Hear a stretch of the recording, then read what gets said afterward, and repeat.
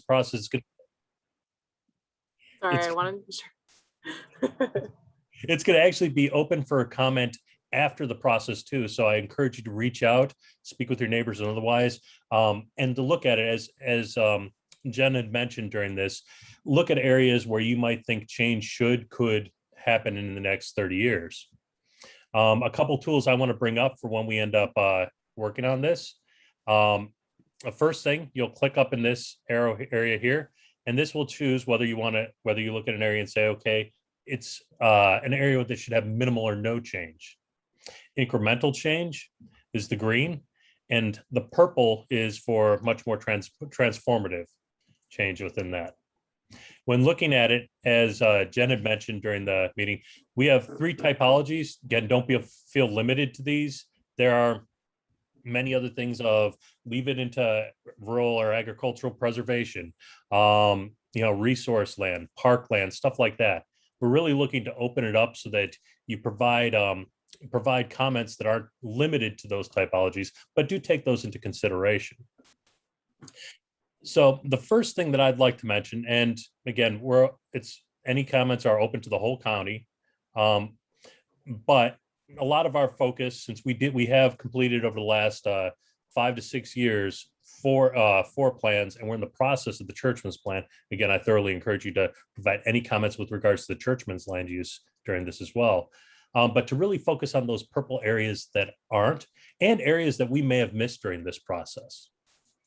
So I'd like to open up. Does anybody have a comment, an area that you think within those purple areas you expect to see change or should change?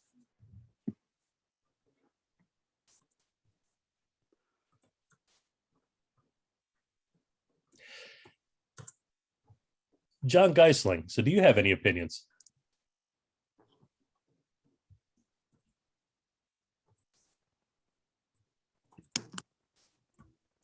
Sure. Hi, Matt. I'm joining as a resident of Newcastle County and also an employee of Newcastle County. So, what I would say is my own opinion, and I'm not trying to reflect my professional opinion specifically, but since you ask, I would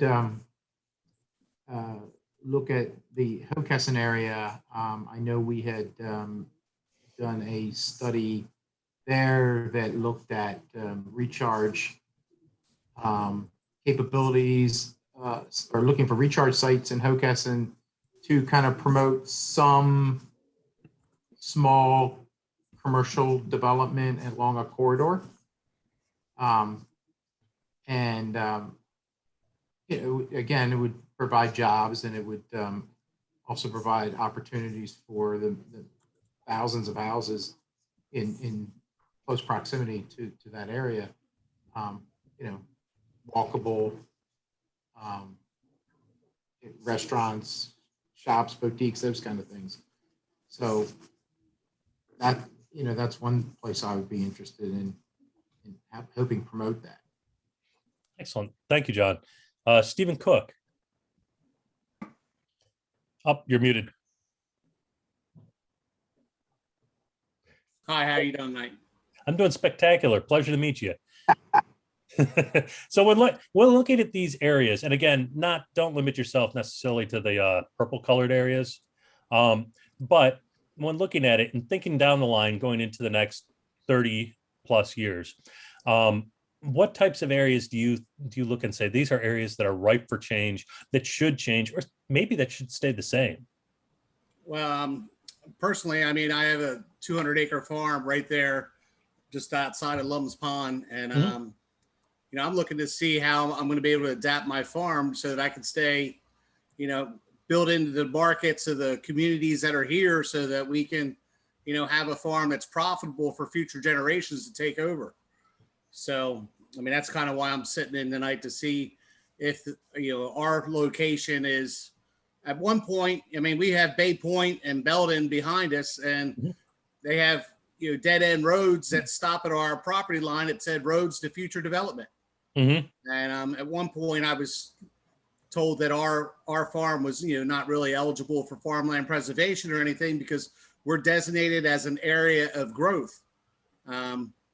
So I was just looking to see, I don't see, that means we would be in purple or something if we're designated as an area of growth, but we're just looking to see how we could sustain our operation. And because we do feel we have future generations that would like to stay in this area, but farming has drastically changed. Now, and what a couple of things. Obviously, you've looked at to some degree and spoken with the state ag program with regards to that, and I've worked with a number of working on a number of easements regarding that over the last 5 years. But I would encourage you to continue speaking with them. But over in the future, one thing is to look at the possibility of and we've done this in the past, county-based agricultural land preservation program. And so a number of those farms that would were in the past when the program was younger, the state program, a number of them that may not have qualified at that point and may qualify today. We ended up working with the owners towards preserving the land, and there's a number of options. And one thing to look at in this comprehensive planning process is to sit there and reach and to encourage other opportunities for farmers to preserve their land. And I think it's a great forum for that. We've had a number of with our deep dive meetings where we've delved into that and have gotten into agricultural land preservation. And Betsy at work with the Land Preservation Task Force with Stuart Ramsey and a number of others on that as well. So it's definitely something that we're interested in. We've been working on preserving farms with the state, but there may be a need and a necessity to broaden that perspective. Yeah, it's just in the past with the amount of discount that we would be expected to take has been a little bit unrealistic to the point of that it's kept us out of the program. It is as a farmer, it's not like we're only rich when we sell the property. That's our sole asset as far as our retirement plans or an emergency or something. That's our main thing. And so you look at the farmland preservation and then you look at that amount of a discount where we're at, we'd be looking at probably have to take like an 80 to 90% discount. So anyway, just listening in, seeing what the plan is for other areas and what we can do to help sustain our future operations and what diversifications we might need to make to to accommodate our new neighbors. And one thing, and not to delve too far into the ag preservation, but it is one of my favorite topics. We have our involvement with the state program since about 2017. We've chosen farms specifically that were of higher quality. We've dictated, we methodologically look at and say, the whole process, we break it down and say, what are the best farms that we could put money into without regard necessarily to the discount rate. The state has their portion of it. Our benefit for being part of the state program is that they have an established program and that they have that all set up with the assessments and everything else. So I would say, and again, I can't obviously guarantee how much can go towards preservation from the county in any given year, but I would not shut the door to it from that perspective. But thank you very much. Tamara. Hi, Matthew. How are you? I'm doing spectacular. Yourself? I'm good, thanks. I will try to make this brief, but I am a resident that lives in Adams Run, which is just off of Oak County Road. Mm-hmm.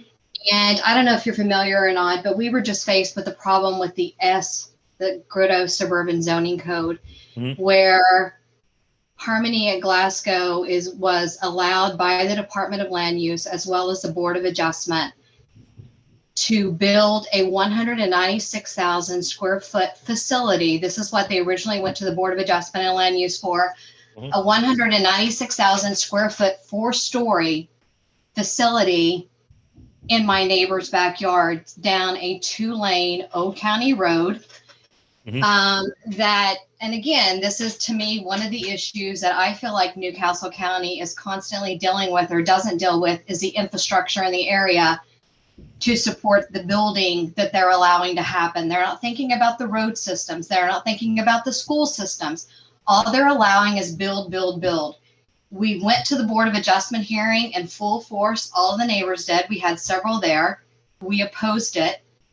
The builder, the developer came in. The attorney said, if we're not allowed to build as high and as wide as we want, we'll have to walk away from the project because we can't turn a profit. This was said at least twice. The Board of Adjustment, except for Chairman Burt, voted in favor of it. We then took it, we have fought them tooth and toenail on this, and we finally have them down to code where they're now going to only build a 3-story building. But my problem is with Newcastle County and the S zoning, we really need to look at what's allowed to be built in these S zoning areas and see if they go with the characteristics of the community they're around. And there's codes in place for a reason, and part of that is height. What Newcastle County was allowing to happen was a 4-story building, literally commercial building in our backyards. The closest 4-story building you could find was going down to the University of Delaware. So I do think that Newcastle County needs to look at the suburban zoning code. Once we fought them, they acquired more land. We were allowed, thanks to Councilman Carter, we have been able, or we're working on getting a conservation easement on at least 23.43, I think it is, acres of land. But all around us, there's these precious forested wetlands that I feel like as a resident in Newcastle County isn't paying attention to, that they're just allowing. And I'm not anti-development, trust me, I'm not, but I'm responsible development. And I'm looking at what you're allowing to be built, where you're allowing for it to be built, and look at this S zoning code and not just allow these massive buildings to go up. Because I can assure you, there is not a member on the land use committee, there's not a member on the Board of Adjustment, nor would this have happened in Greenville, nor would this have happened in other parts of Newcastle County, like was allowed to happen here at this type of a facility. So that's my comments. I just want to see something done more for land preservation. I want to see people like Mr. Cook, who are farmers, I want to see their land protected. It breaks my heart. I'm a girl from Oklahoma, and it breaks my heart to see the decimation that Delaware is allowing to the land.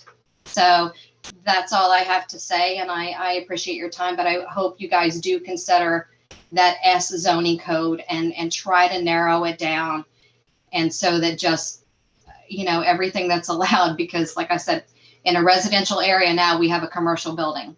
So but that's my rant. That's my rant, and I do appreciate you listening to me. No, but thank you very much. And I'd say a lot of what we're looking at, a lot of the small area plans that we've processed, whether it's Claymont, whether it's things that we've looked at when working with 202, and stuff that we've specifically have worked with in Southern, has been looking at trying to transition those uses. That's been a big focus on that. Specifically in Southern, with regards to looking up and down Route 13, as well as over near Scotts Run and Boyd's Corner Road. Again, to some extent, Boyd's Corner Road is already Bayberry, and is and Bayberry Town Center over in that area. So there's a limited amount that you can do, with regards to that. But we are looking at trying to do more of a transition. And as Andrea had mentioned, this is kind of the focus on that form-based code, where it kind of melds more into the development. So as you move out from your more rural areas, there'd be a transition as you build up to more intense uses. So it's not as much of a stark differentiation. No, and I appreciate that. I just don't want to see Southern Newcastle County becoming the city of Wilmington. I mean, that I didn't move to the burbs to have all these massive facilities being built up around us. They need to stay on, the big roads and the highly, there's just other places for them to go, not down a 2-lane, road in a residential area that there was other places for it to go. And I will note the same developer wanted to build up on 202, off of Falk Road. But because they had an attorney that was ahead of the civic association up there, they fought him and it wasn't allowed. And that's a 4-lane road. So instead we're getting it in our backyard. So I just hope you guys start really looking at what's being built where and how it's going to affect the area and our everyday lives. Thank you very much. Lisa Towner, Hello. Hi. How are you? spectacular yourself. Good. First time sitting in on this. Majorly concerned. Not. I live in Wheatland, which is right across the street from Back Creek, and concerned about the 2 Carter farms and the other development going up. The just with the talk of the high density with the apartments and the townhouses. You know, we moved out of Hocassin 30 years ago to come down here for what we have here. And, you know, just kind of hearing everything that's going up. I know development's going to continue, but I would like it to see it continue at like what we have here, as opposed to bringing in like every spot of ground down here now seems to be being taken up, and more of with the sewer goes through the high intensity in, you know, development. And that's, so I'm kind of sitting in, seeing what this is all about, just kind of like learning a lot, obviously a little too much tonight, lots of stuff. But to see, you know, what I can do, how I can offset that maybe. You know, I agree with the lady that just spoke about, you know, it's not the characteristic of the community out here to have that. I mean, people moved out here to be in the suburbs, to be rural. And now you're going to be bringing apartments, and townhouses, which leads me to think you're going to widen the roads and you're going to make public transportation out here. And yeah, I'm just concerned about that. So just wanted to kind of see what's going on. Thank you very much. Jennifer Conley.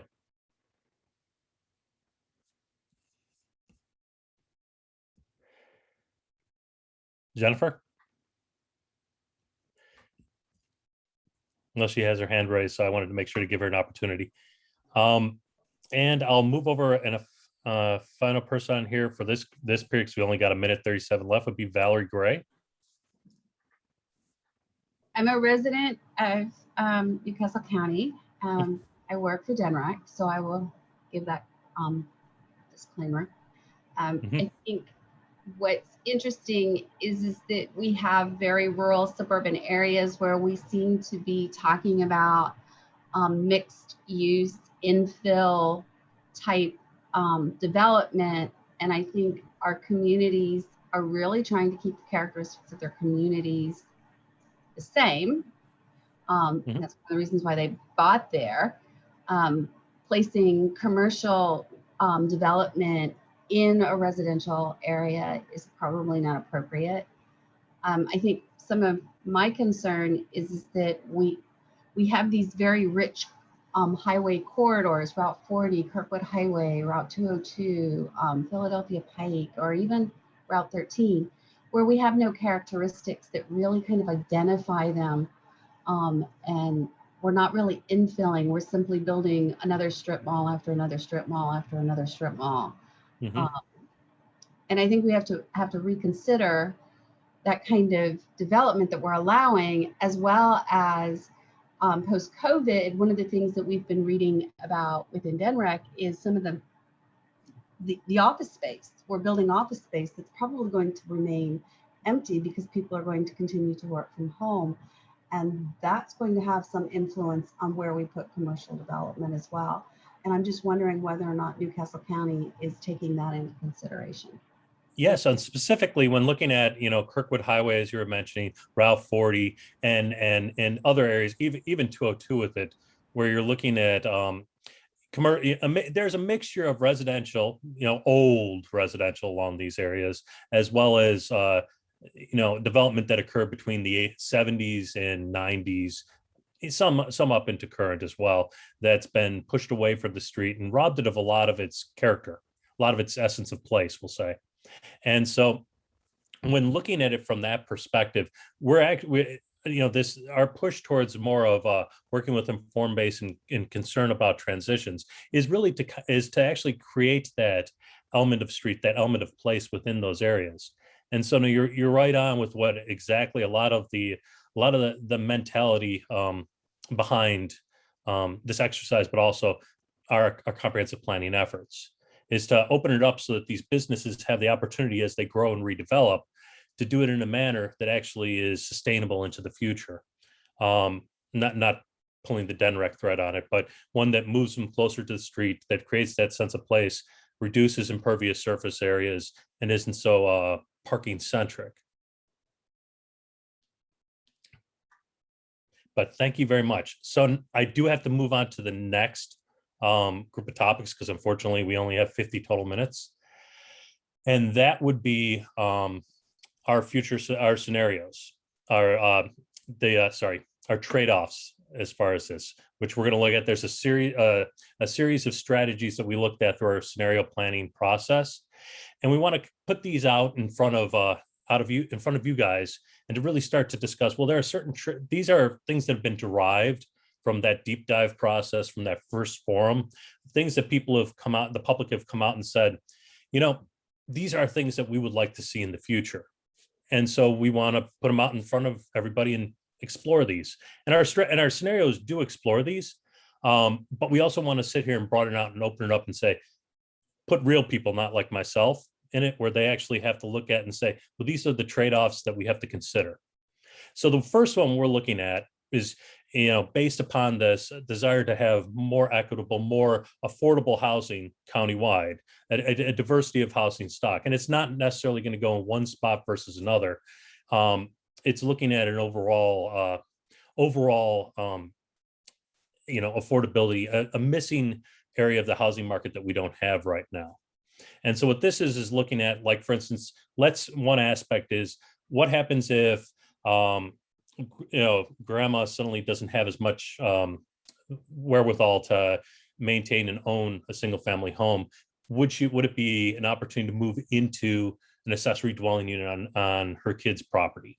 Or for instance, the first strategy we're going to be looking at would be strategy number 2 on this. And this is on the survey form. So Betsy, if you could copy and paste that link into the chat, and please copy. Okay, excellent.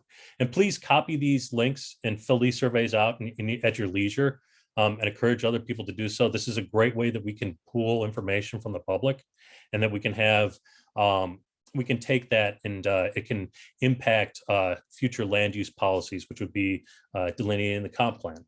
So this one, again, looking at that housing stock question, would be incorporating affordable housing into all new major land development plans. Typical things are moderately priced dwelling units, which are which essentially have a price control for 15 years. So you end up purchasing it at a reduced rate, and after 15 years worth of home ownership, it's the same quality, same type of house as every other market house, and can be sold after 15 years for the regular market value. So when looking at that, there's 2 trade-offs. One would be there's more affordable housing spread throughout the county, especially in areas that can develop. And the other one would be neighborhoods that are more homogeneous in terms of housing type and household income. So I'd like to open up to you guys for your opinions as to whether it would be that's the type of strategy, that's the type of tool that you would look to accomplishing that goal, should that be what you wish to accomplish. And I'll start, Andy.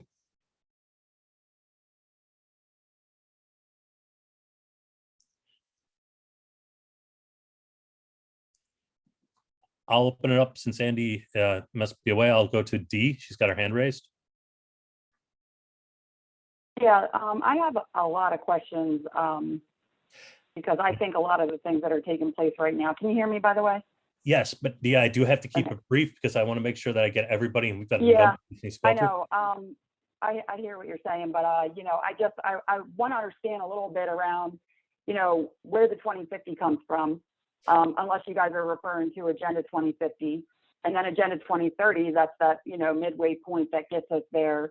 That's the real reason for why these things are being pushed down, because of the walkability that everything needs to be. If anyone wants to learn a little bit more, you can go out to the World Economic Forum and look at the Great Reset, because the plan is that we will own nothing and we will be happy. The first Department of Land Use meeting that I went to, they talked about basically converting single family homes into duplexes and quadruplexes, and even houses that house 8 families. When I asked them the question as to what was the need for that, there wasn't a good answer. And, you know, all this stuff is being based off of climate change and global warming, greenhouse gases. And if you guys really cared about the climate, you wouldn't allow for the 5G to be that's getting put on like every other utility pole that I'm seeing, these little white antennas that are popping up everywhere. They're going to kill plants, they're going to kill animals, and they're going to kill people. It's scientifically proven, and people can look it You up. can Go answer out, your look at the 2050 Hampshire thing though, study. real quick. I hear, but I'm like really upset with the fact that you guys are moving forward with this stuff. You guys hold these little cookie cutter meetings, acting like people's inputs matter, and they don't. And the last time I went to that meeting, it was supposed to be an open forum where we were able to give our input, ask real questions, why, how, and nothing was addressed, and we were never even asked for input. So I feel like these are a check the box. All of the legislation's getting passed behind the scenes. The district bill that just got passed is too loosely and open-ended that it can be applicable to whatever you guys want to make it applicable to. You don't just pass a bill that says a district is this without saying where the district's going to be. That means that can be applied anywhere. I don't consent to that, and I will not have my property stolen from me. Okay, Dee. So I want to answer your questions real quick.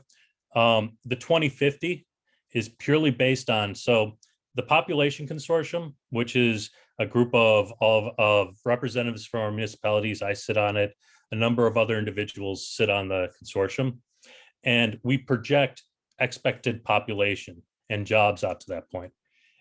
It's always been, for instance, when you're looking, it usually goes by 5-year increments. When we end up going up to, like, let's say it was 2015, that was the cutoff year for when we were projecting it up to 2040. And so all of our investments as a state level, whether it's coming from DelDOT, whether it's coming from the county investments, are required to look at and say, what are population trends and how do we assure that we provide adequate transportation, sewer service, and so on and so forth to meet your needs. So that there's nothing about the 50 that's any different than when it was 40 when we're looking at 2012, and it was 30 when we're doing the 2007 comp plan. And so it's just, and I don't know what the latest comprehensive plan shows online, but I printed out one of the original like revisions, and what I see when I actually look at the population chart, it says growth chart, like growth population chart, but the data shows a decline. So I find it interesting because what I've noticed with a lot of the research I'm doing is that, you know, the psychology behind things is that they think that people only look at the headlines, and then, you know, your eyes get tricked. So I just feel like there's a lot of dishonesty taking place right now. And I feel like even allowing BlackRock to buy up all of these houses they're getting posted on the market and sell within 1 to 2 days, and BlackRock's buying them. What are we doing to stop that monopoly that's happening in Delaware? And that's what's going to be the vehicle to allow for all of these properties to be converted, because BlackRock's just buying up everything, and people just think it's normal people buying to them. That's not the case. I mean, it just. Dee, I do have to move on to the next question. Humanity that are getting ready to take place, and not just that. You know, we have the right to life, liberty, and property, and I don't understand why you guys think that you would have the right to take anything away from anyone, because that's what's coming. You guys are going to tax us out of our. I'm sorry, Dee, I do have to actually stay on topic though. So I'd like to go to anybody else. Let's go to Tamara. I mean, I'm just where I was before, Matthew. You know, I'm very concerned about the direction that Newcastle County is going with their land use in general. I don't want to see the areas now, because I think people have bought where they bought for a reason. So and the thought of certain types of housing going in around me, it's concerning, because it is. So I would just like us or Newcastle County to just take a step back, look at what they're allowing to be built, be familiar with the area that they're looking for to be built in, so that what happened to me, me and our neighbors doesn't happen to another community. And that's going to mean changing some of the codes and just being more on top of what Newcastle County is allowing to be built. Thank you again. Jennifer, are you there? I tried to call you earlier.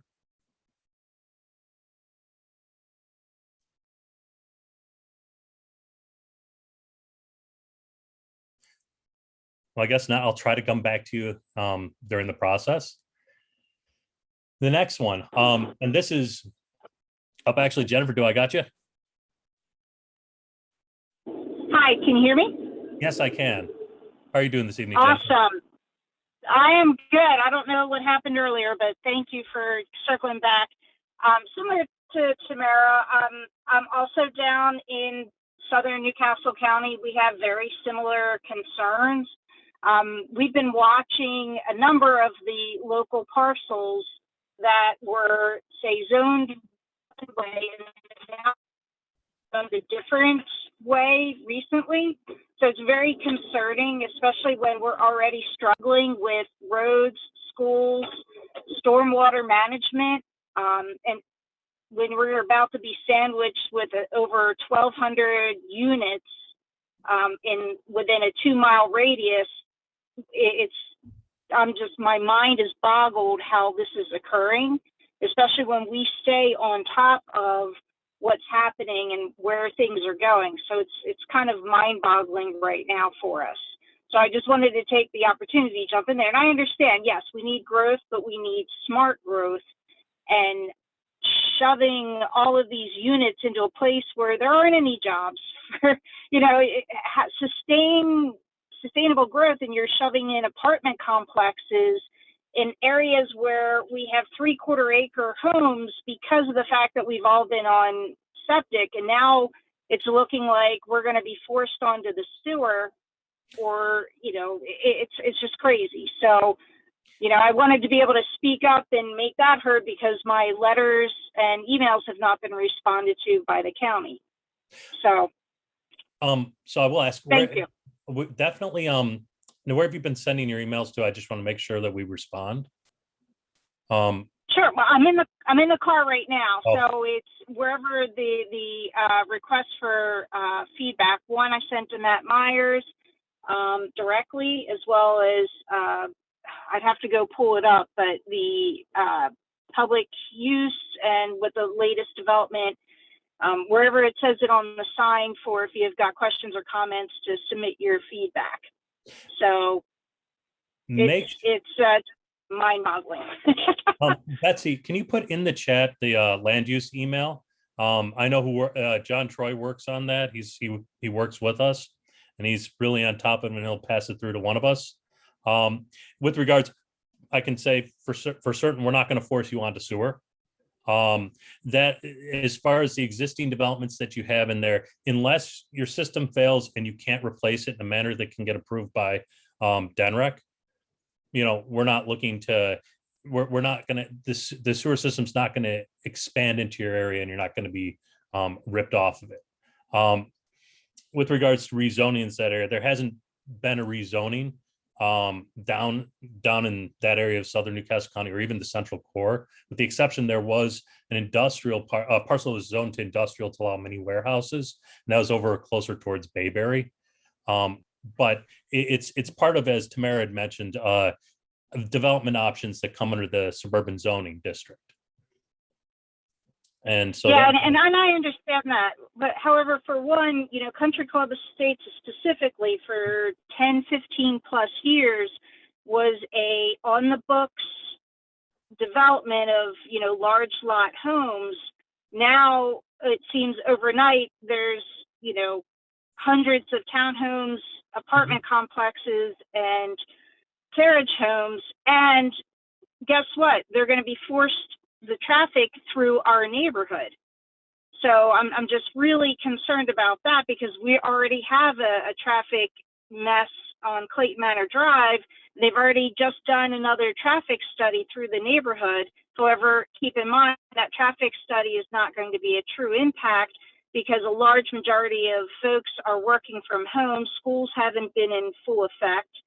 So you're already kind of, you're not going to have a true comparison of what the current impact will be because of the fact that the volumes are looking even lower than they truly are.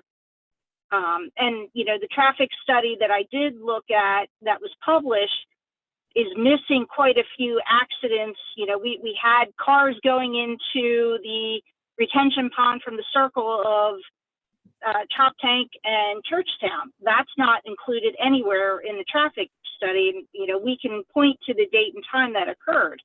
So it's very concerning when things like that seem to be admitted.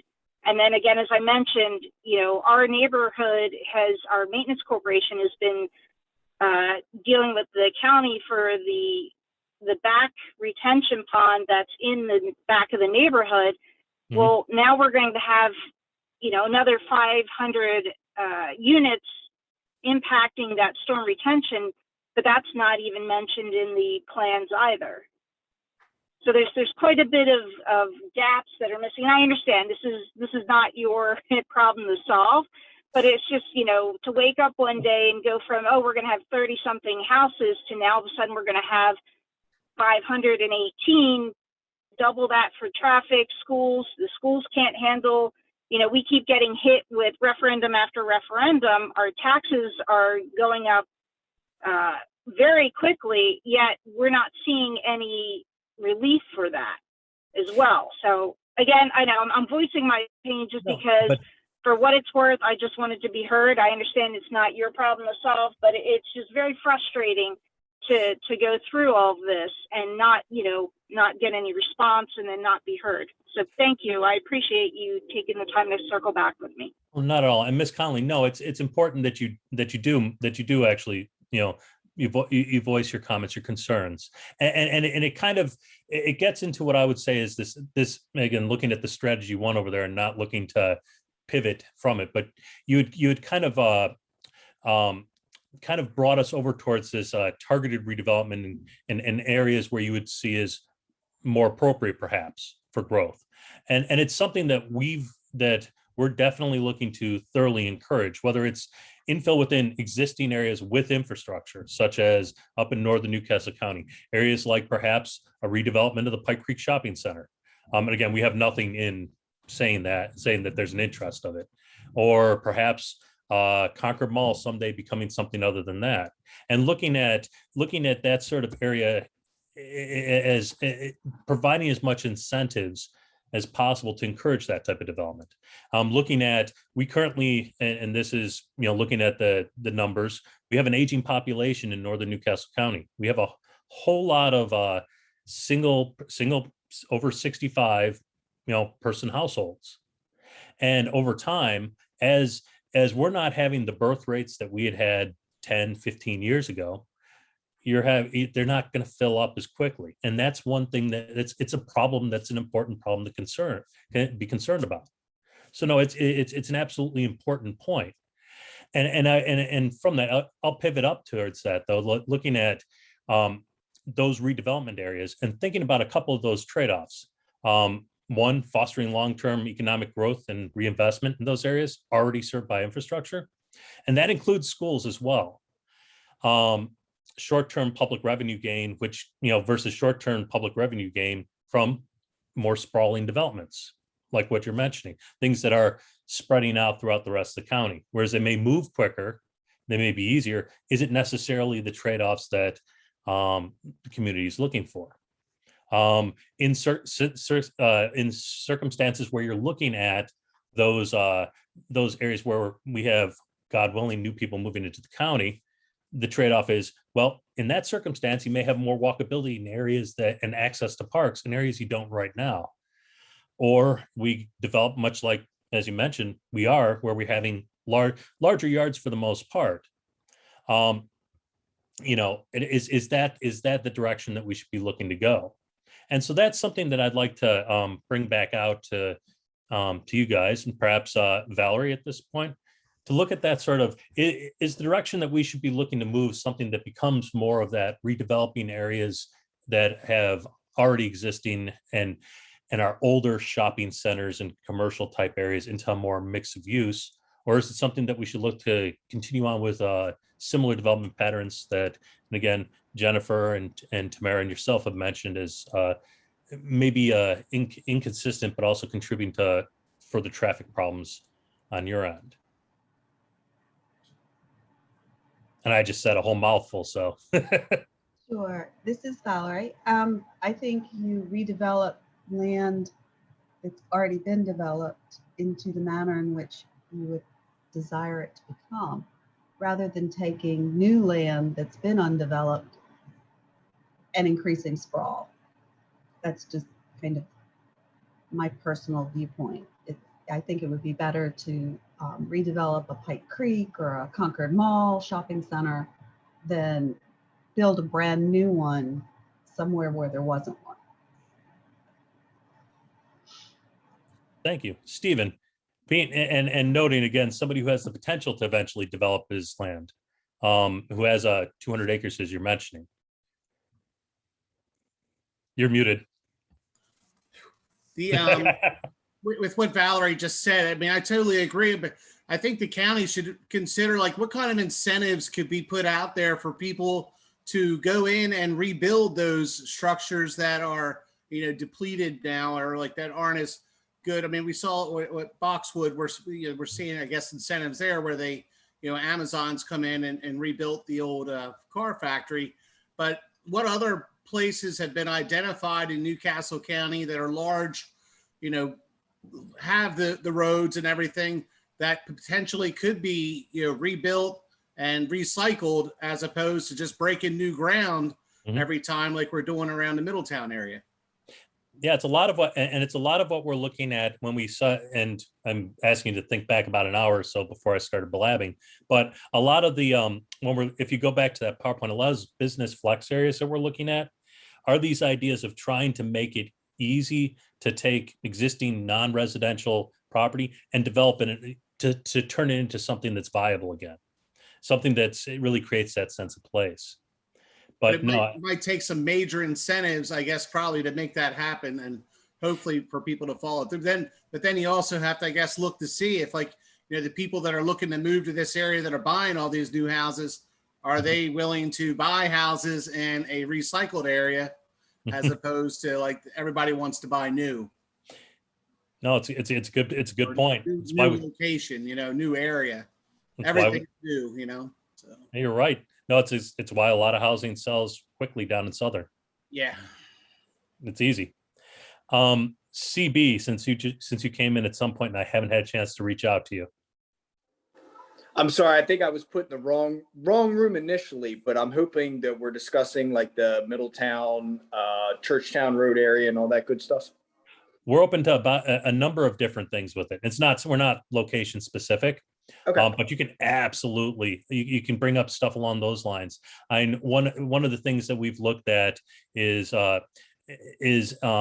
coordinating our planning efforts with municipalities, looking at areas that are, for instance, and this isn't on the scenario sheet over there on the screen, but looking at taking in saying, well, if Middletown, or let's say Townsend, or let's say Odessa, not Odessa because they're not actually annexing it, but if you have an annexation area that we try to make we don't approve changes within zoning or land development plans that would hamper the ability for those municipalities to grow within their boundaries, that within their planned areas. And that's something that we've definitely been discussing, and that's definitely in the strategies currently moving forward. Again, it's not one of the ones in the questionnaire, but sure. So maybe my question or my input on this is as far as the police and security of all these new institutions down below the canal.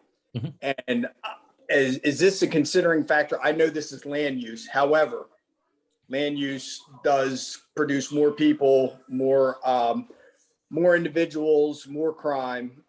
It's just the nature of the beast. Is this being considered? Because I can say firsthand that any given night, any time below the canal, there's only 3 county police officers on duty on a good night. So we are, and this is definitely part of one of the elements when looking at the comprehensive plan, is looking at public safety, looking at policing, looking at, other services within that area. Now, as many people have mentioned with regards to the schools, we don't, that they're a separate entity in and of itself. Our plan, when we record a plan, the school dictates how much that developer gives to the school. So those are controlled separately. But as far as policing, as far as EMS services, and as you know, the fire department's a volunteer service, but we do, and I've handed this off to Betsy a number of years ago. We do collect impact fees, which go to these fire departments to build infrastructure, acquire new materials, trucks, and so on and so forth. And so we do require that those are paid at the time of construction, residential and non-residential property. And we also collect impact fees to ensure that there's policing. So when looking at it, it's definitely something that we work with the police. And the comp plan in itself, whereas we don't look at it and say, well, should there be 5 cop cars or otherwise? That's because you're right. The police are separate from us in that aspect. The comprehensive plan is a statement of policy from both the county executive as well as county council and your planning board. So it is, when looking at those things and saying we need to make sure we have policing in that area. And that's something that came up during our Southern Newcastle County plan as well, was we had concern with regards to policing, EMS services, stuff like that. So we do, it is a sounding board, and it is something that once it gets signed off on, goes through the governor and so on and so forth, it is, we'll say, a mission statement with regards to that. So it's definitely something we consider. I certainly appreciate that. And I think also, like, whoever else is on here, it's not about necessarily the money right now, as far as, getting new firefighters, getting new police officers and stuff like that. It's also the recruiting and just not having the available personnel to fill those spots. So it's just one thing to consider. Like, we can talk that money is great and, we can throw money at things, but when you don't have people or individuals that are certain, able to fill those positions, it's going to be a problem. It's definitely going to be a problem in the long term, because you can only throw so much money at hazmat and new fire engines. But if you don't have the individuals to fill those fire engines and the police cars, it's going to be an issue. So, but I certainly appreciate you taking my question. Oh, not at all. Thank you for commenting. Stephen Cook, since he just joined us. He's been here. Well, he has been? Yeah, I've been Yes. here. I'm the former guy. Yeah. Camille, I don't think that have you been called on yet? I just wanted to be sure that everyone got a chance to speak.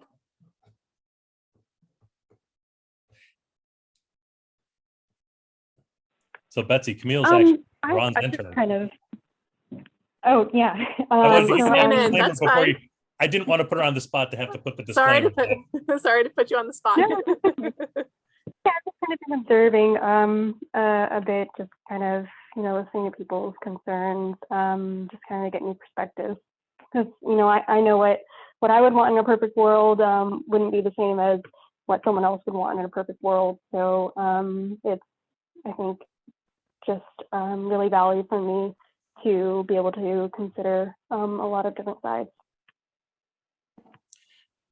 And Jennifer, since I took your point to pivot, I wanted to make sure that you had a chance to provide another comment. I'm good. I really appreciate you taking my comments. Thank you. No, but thank you very much. And I'll go to Linda, who also works with me as well. She's not a plant. So she's obviously speaking for herself and would have absolutely no problem throwing spitwads at me as John would. No. In redeveloping areas, I have 2 different questions. In redeveloping areas,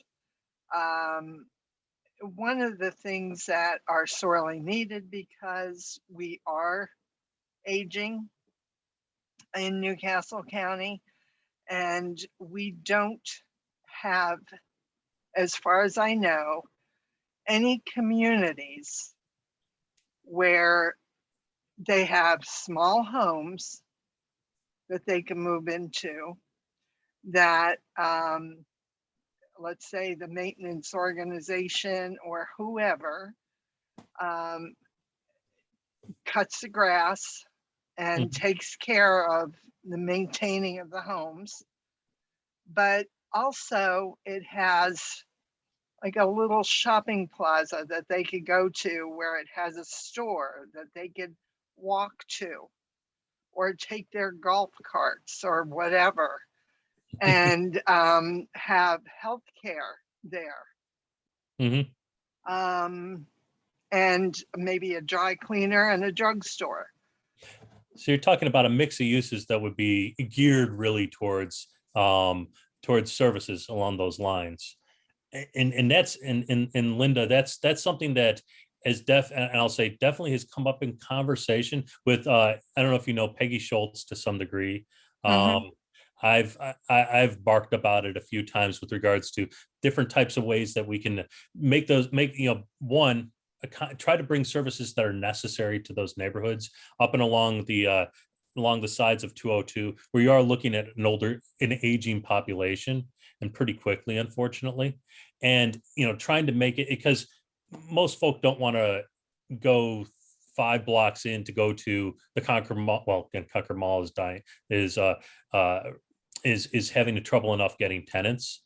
But you're looking for something to be specifically geared towards, whether it's a CVS, whether it's a, as you were mentioning, some place to do your laundry, kind of built into one area, similar to an idea of like what a Concord Plaza, but not so, we'll call it new urbanist looking, not so, not so much of a mixed use where you can still feel like you have a little house, but can walk to where you'd want to go. Right. I mean, it would be a senior living area. And then, when the population dies off and you still have young people, that could be a great starter home.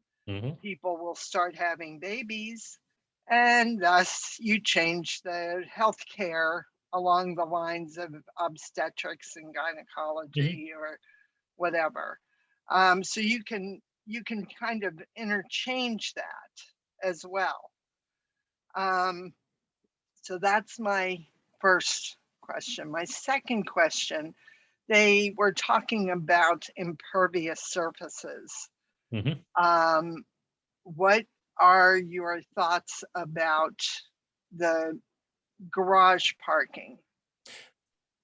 So garages, I should say.